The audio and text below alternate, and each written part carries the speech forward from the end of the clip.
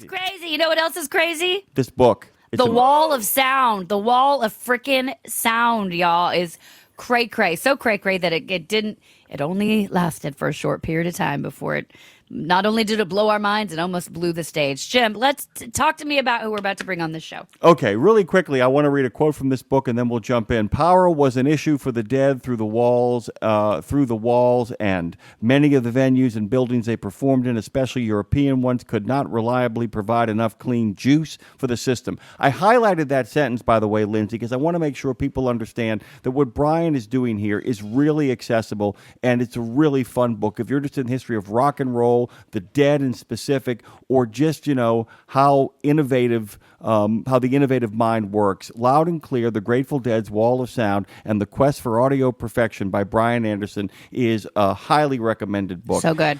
Brian has been obsessed with the wall his whole life and now keeps a part of the Wall of Sound in his living room. He's been a Webby Award-winning senior features editor, writer, and producer at Vice in New York from 2011 to 2019. More recently, Brian did a stint running the science desk at The Atlantic, did a great job there. Want to see if he knows my friend James Parker, where he was a part of the Pulitzer Prize winning team for early pandemic coverage and was later a senior editor at Vox. This book, self-explanatory, The Grateful Dead's Wall of Sound and The Quest for Audio Perfection, Loud and Clear, is available, by the way, everywhere that books are sold. Brian, welcome to Road Gang Radio.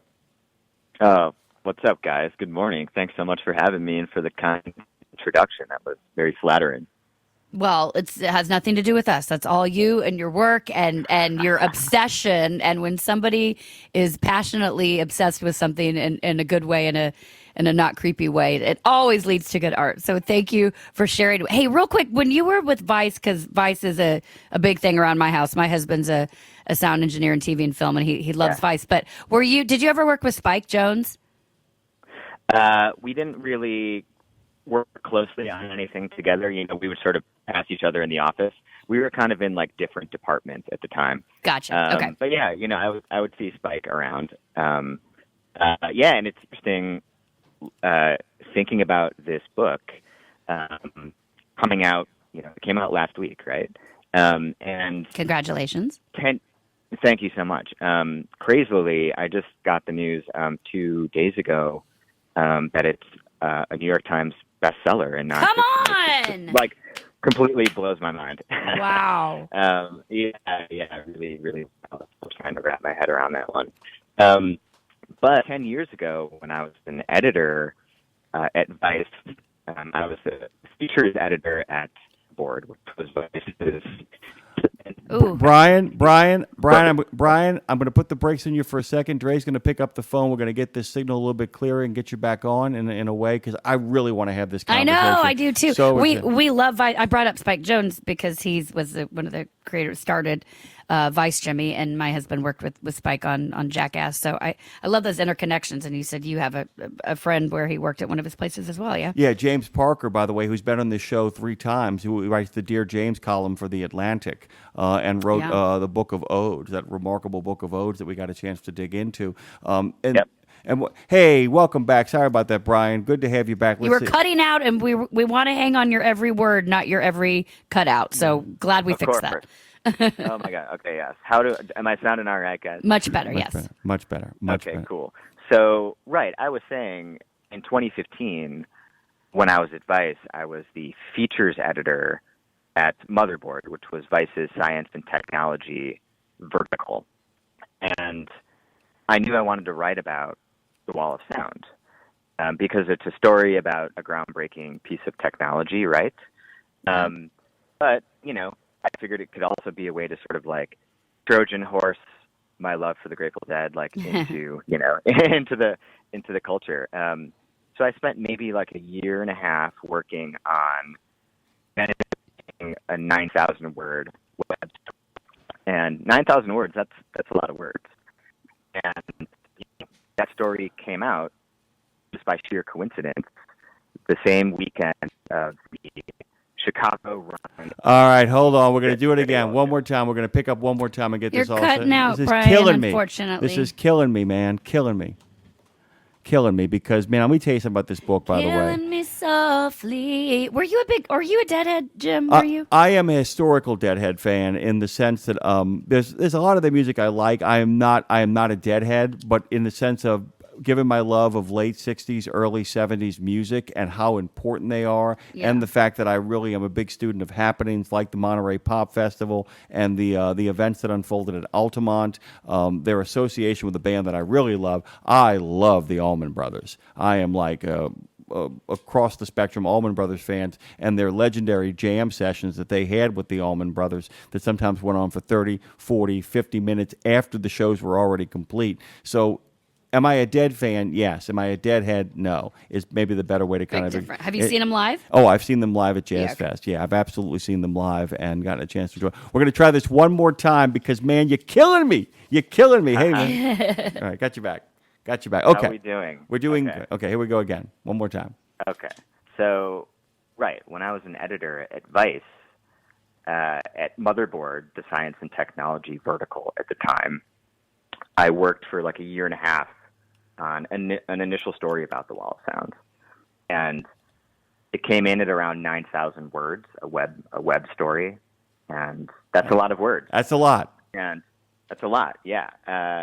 And by sheer coincidence, that story came out during the final run of shows of the Fare Thee Well celebration, which was a run of shows featuring the then 4 surviving members of the Grateful Dead in celebration of the 50-year anniversary of the band in 2015. So that story came out during the Chicago shows, and I'm from Chicago. I live and work here. And that story ended up getting a bunch of attention, which, you know, as a journalist, that always feels good, right? You know, you want people to consume and engage with your stories. And it was so funny because I remember thinking after that story came out that, like, surely this is the definitive take, the definitive deep dive on the Wall of Sound. And wow, you know, I did it, right? But very quickly, in like the days and weeks after that story came out, it dawned on me that I really only got to scratching the surface of this much bigger story. And that's kind of when I like first flashed on the idea of like, you know, maybe I could write a book on this one day. So I sort of, you know, filed the idea away. You know, that was summer of 2015, and, you know, kind of kept gathering little bits of string over the years, right?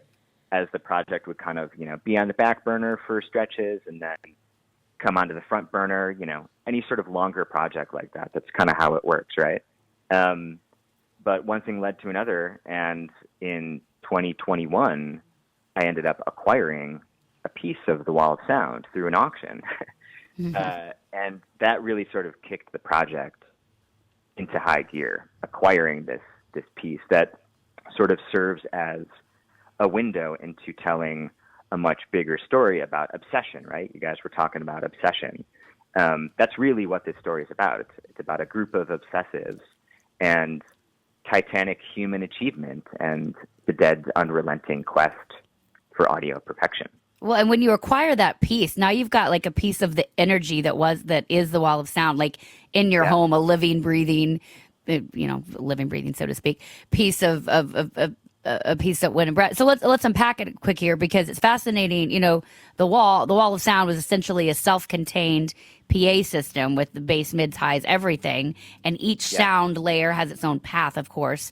And to talk to some people who are listening now who are like maybe aren't tech people, but they know what they feel. And so what I'm curious, you know, you write that the Wall of Sound was both roaring yet crystal clear, which is a really cool combination to pull both sides of that spectrum off.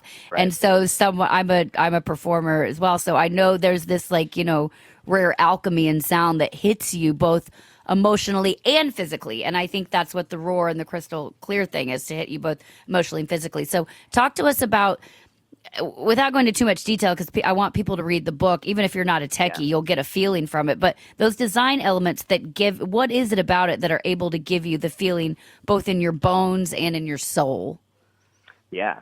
Well, I mean, I think the separation between the instruments really gave it this singular clarity. It gave the sound this clarity, right? So the wall of sound was essentially 6 individual PA systems. So each musician in the band had their own stacks, and they could control everything right there on the stage. So the controls were right there at their fingertips. The wall of sound kind of got rid of the need for, like a sound mixer out, at a sound booth, out in the audience, right? So it gave all the controls back to the musicians, and they could respond. Where outsourcing was used in a good way, by the way, for Right, the exactly, musicians yeah. to have control. For sure, yeah, and they could respond, note by note and beat by beat, and they could pick up on, the crowd's energy, right?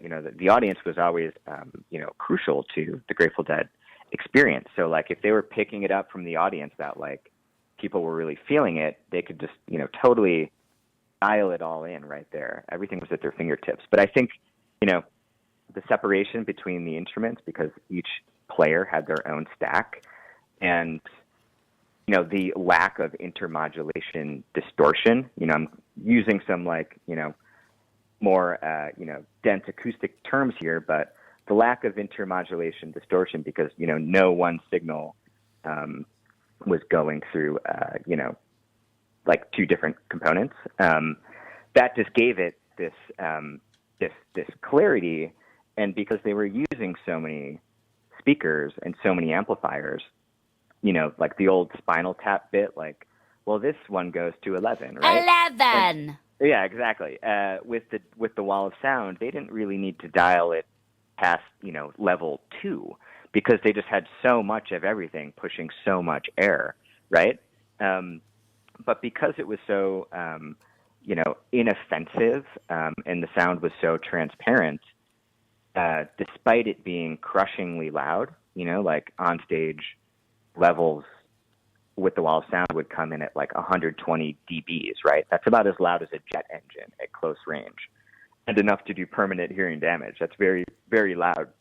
But it was so crystal clear that, you could be out in the audience and you could hold a conversation with someone next to you. The sound was that inoffensive. So yeah, it's just, I love that sort of contrast between, the sheer loudness, but also the clarity too. Yeah. And it was so clear, outdoors, right, with no wind degradation. The wall of sound, you could hear it crystal clear a quarter of a mile away. That's amazing. So when I was putting the book together, I wanted to bring this sound system to life as the central character in the book, around which, this small army of, roadies and sound technicians and audio wizards were like working in service of. So I wanted to get all their perspectives, but also I wanted to get and capture memories from folks who were out in the crowd, who maybe were a half mile back or in like the furthest reaches of the hall, and sort of, understand what it was like for them to experience the sound. Because, a central idea of the wall of sound was that, wherever you were in the given venue where they were playing, the sound would be just exactly perfect. There is something, by the way, really quickly. Once again, back to a quote. The show began around midnight. The Dead opened with a triumphant 14.5-minute morning dew, more or less a sound check. As you can see, we're still making some adjustments up here. Weir said after that song had ended, the crowd had gone off. I can still recall the pent-up, enthusiastic release of the audience, said Sanditon, who had returned to Music Hall again on December 2nd for the third and final night. And the accumulation, it's almost weird that form almost meets content here, because what you're trying to do is give clarity to every voice who experienced this, not just the folks on the stage, not just the roadies, but the very people in the audience. The construction of the book mirrors the wall of sound. Was that your intention from the beginning, or is that a happy accident, or what they call content dictating form? Yeah, right. Well, I knew that this is a gigantic story, and to do it right, I kind of had to begin at the very beginning of the band, and sort of track the year by year, month by month, show by show evolution of the Grateful Dead sound system, as it was morphing and growing and sort of clicking into place as the Wall of Sound as we know it today. Which is to say, there is an idea, and you see, certain folks will point to a specific date in the year 1974 as being like, this was the debut of the Wall of Sound, or like this was the first Wall of Sound show. And they're often referring to March 23rd, 1974 at the Cow Palace, which was a show that was billed as the sound test. And it's a momentous date in the evolution of the Wall of Sound, to be sure. But one point that I really try to illuminate just in how I structured the book is that, the Wall of Sound, this gargantuan 75-ton sound system. Jesus. It didn't just drop out of the clear blue sky, fully formed one day in 1974. It was the culmination of this years-long journey that really encompasses like the first sort of 10-year grand era of this band, which spans from their very beginning in 1965 through the end of 1974, when the band decided to take a hiatus and they disassembled the Wall of Sound, and all of that gear sort of got parted out and eked into the real world through various streams, right?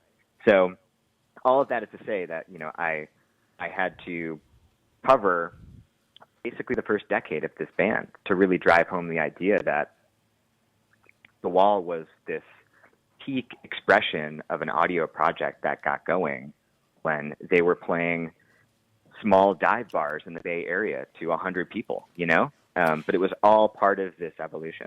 So we don't want to. Again, I want to talk broader because I want people to read this book. Will there be an audio version of it? By the way, there is an audio version. Okay, cool. I actually did all the voiceover for it, which was really fun. Nice. Okay, good, because a large part of our audience are over the road truck drivers, so that is important to them as well. And I know this will be a great piece for them to listen to rolling down the road. But I want to ask you, sort of playing the what if gang here, because the Wall only lasted about 2 years live before it got dismantled. But it's mythical status endures, of course, which is why you're writing about it today. And I want to talk about that influence, but by way of asking you, if you could resurrect the Wall for one modern day band or venue, who would you choose and why? How can you reimagine it for today's sonic needs? Because I guess the other piece to that question is the Wall of Sound was developed for the Grateful Dead, but with sound being the most important thing, though. So how could it speak to a current band? Could it work with anybody, or does it have to be very specific, you would think? Right. Yeah. Oh, that's a great question. And I guess I should probably shout out someone who I talked to in the book and have become very friendly with, Anthony Kozia, who you've maybe, and some of your listeners have maybe heard about him or his project, but he's currently on his own mission to construct a 2-scale replica version of the Wall of Sound. Wow! So he's currently up to the half scale, and he has that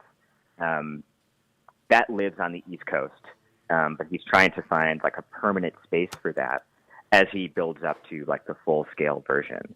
So his idea is to basically have this thing permanently set up somewhere, and to have bands kind of come through and they can kind of book time to play. Whoa, how cool. This Wall of Sound. Yeah, right. And it also doubles as like a playback machine. So you can just like listen to music over it. I've heard it. It's amazing. But it's such a good question because like when I was reporting the book and talking with, a lot of the folks who were in the room at the table helping to design and actualize and build the Wall of Sound in the late 60s and the early 70s, they would tell me that this thing was anathema, right? Like it was so specific to the Grateful Dead that quite often when there would be an opening band for the Dead in 73 and 74, kind of those 2 years in particular, when the Wall of Sound was really starting to click into place by the end of 73 and then 1974. That's like the Wall of Sound, proper. Yeah, Brian, we got to call it a morning. I can't believe we're out of time here. I know we ran out of time. You can find him at BRA Anderson Onion, Bra Andersonian on the gram of Insta. Man, promise us you'll come back and we'll keep talking about it. Just come back. Because I know you can nerd out and talk about this forever, and I mean that as a compliment, and I would love that. Yeah. Yes, and I will say, too, that, trucking is a huge through line in this story. And I could talk all about that, but folks will dig the truck. And like the doodah man. Oh, I got to tell you. Okay, we need to book Brian back. Let's get on that, Claire. Thank you, Continue Brian. this conversation.